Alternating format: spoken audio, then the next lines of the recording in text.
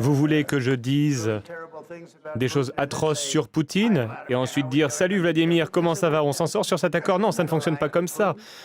Je ne suis pas aligné avec Poutine ni avec qui que ce soit. Je suis aligné avec les États-Unis d'Amérique. Et je travaille pour le bien du monde. Je suis aligné avec les intérêts du monde et je veux passer à autre chose. Vous voyez toute la haine qu'il a contre Poutine. C'est difficile pour moi de trouver un accord avec autant de haine. Donc je comprends bien, mais je peux vous dire que l'autre côté, l'autre partie, ne l'aime pas vraiment non plus. Donc, sur cette question d'alignement, je dois dire que je suis aligné avec les intérêts du monde. Je veux passer à autre chose, je veux régler ce conflit. Je suis aligné avec les intérêts de l'Europe. Je veux voir si on peut réussir cet accord. Vous voulez que je sois dur? Je peux être plus dur que qui que ce soit. Je peux être tellement dur. Mais on n'aura jamais un accord comme ça. Donc voilà comment on avance. Une autre question. Oui, j'aimerais réagir. Pendant 4 ans, les États-Unis d'Amérique ont eu un président qui a organisé des conférences de presse et qui a parlé en des termes durs sur Vladimir Poutine. Et Vladimir Poutine a envahi l'Ukraine et a pris une partie du pays. Le chemin vers la paix et la prospérité consiste à s'engager avec la diplomatie. Nous avons essayé la technique de Biden de taper un petit peu sur son torse et dire que les mots étaient plus importants. Mais ce qui fait des États-Unis un bon pays, c'est que les États-Unis travaillent par voie diplomatique. Voilà ce que fait le président Trump.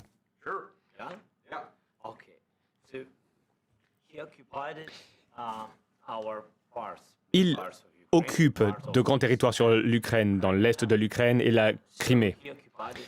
Vladimir Poutine a envahi la Crimée en 2014.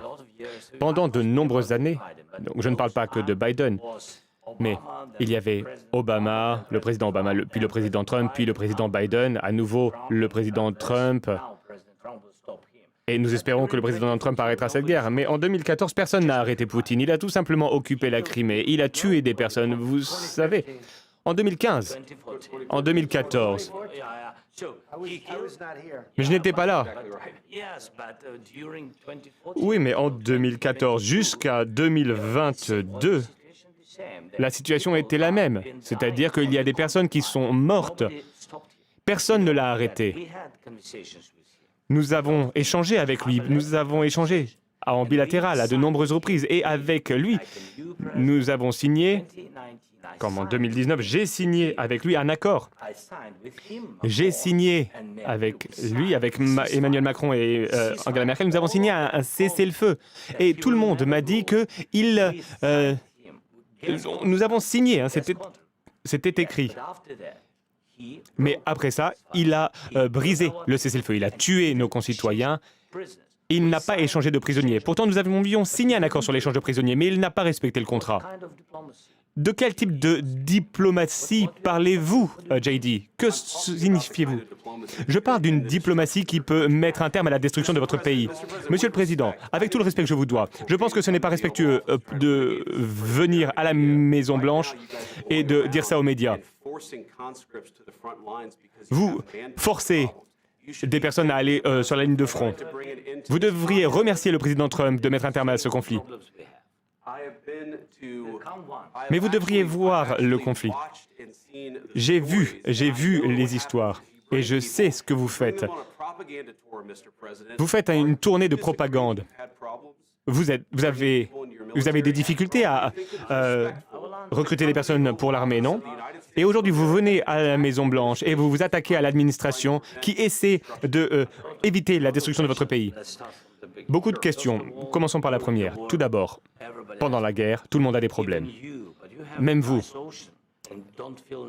Et vous avez un océan entre la guerre et vous, mais vous allez ressentir l'impact. Vous ne savez pas ça. Non, ne nous dites pas ce que nous allons ressentir.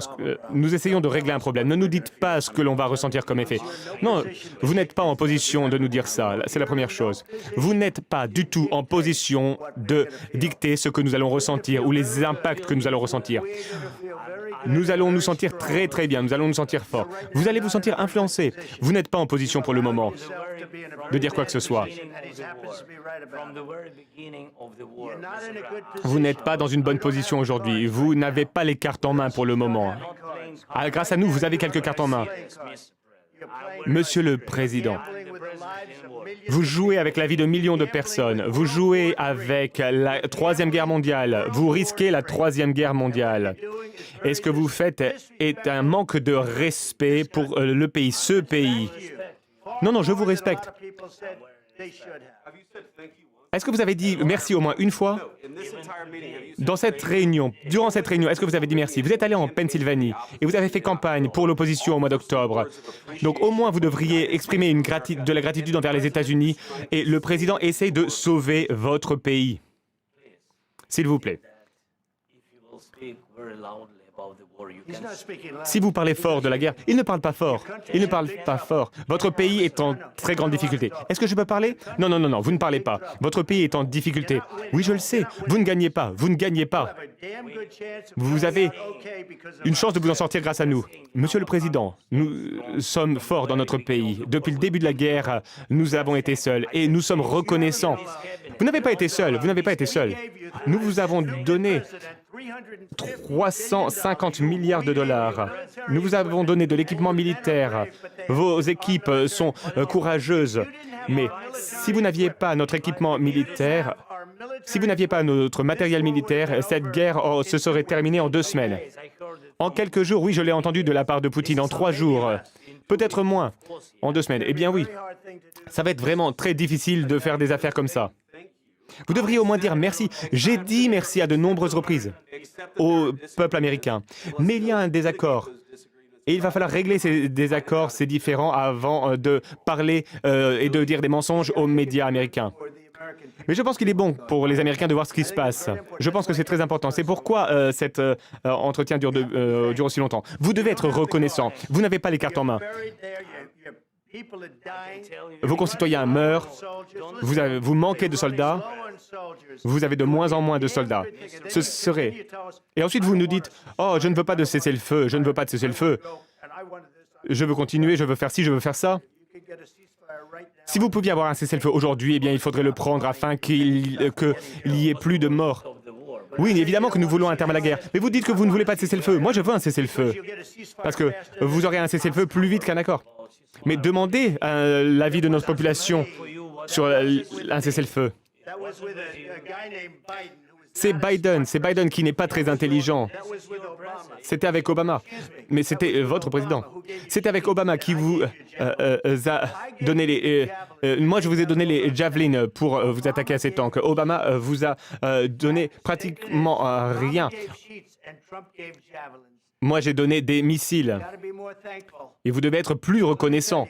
Parce que je peux vous dire que vous n'avez pas les cartes en main. Avec nous, vous avez des cartes. Mais sans nous, vous n'avez aucune carte en main.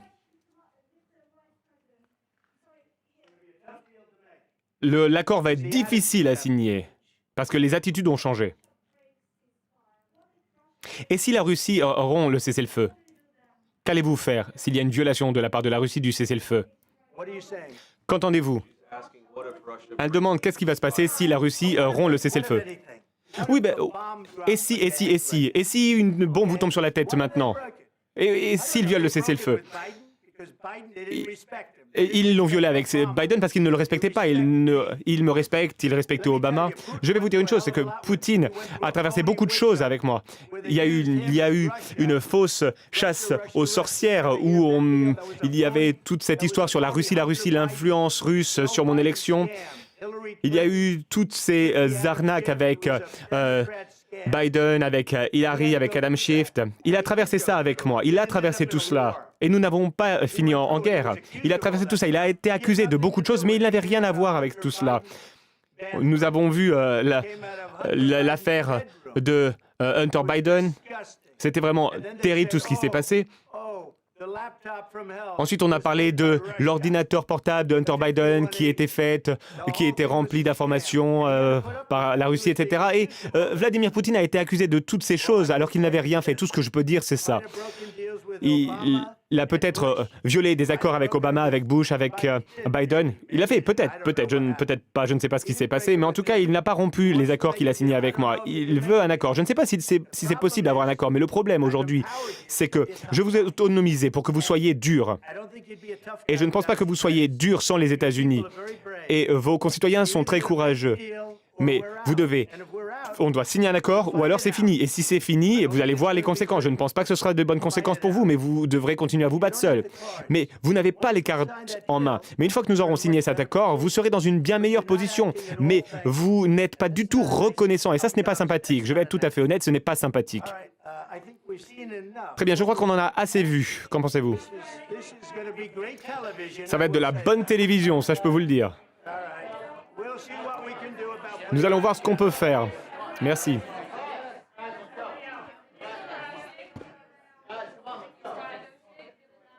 We'll see. I don't know.